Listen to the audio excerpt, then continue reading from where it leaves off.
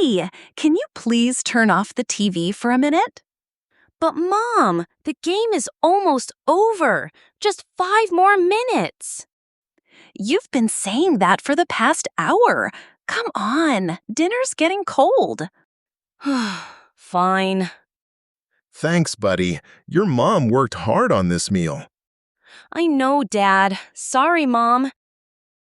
It smells really good. What did you make? Just your favorite, chicken with rice and salad. Awesome! I was starving. Before we start eating, let's talk for a minute. Oh, is it one of your family meetings again? Maybe. I just think we don't talk enough these days.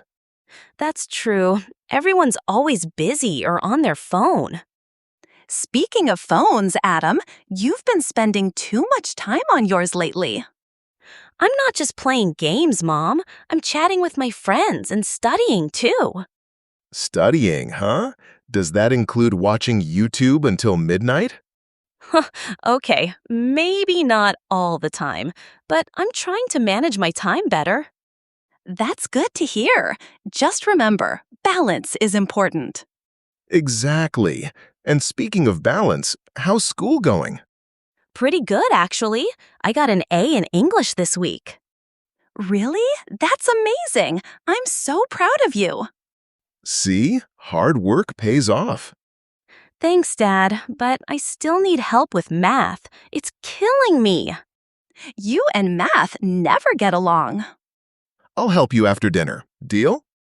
Deal. Thanks, Dad. All right, let's eat before everything gets cold again. You know, moments like this are what really matter. Yes, it's nice to just sit and talk without rushing anywhere. We should do this more often. Maybe every Friday night.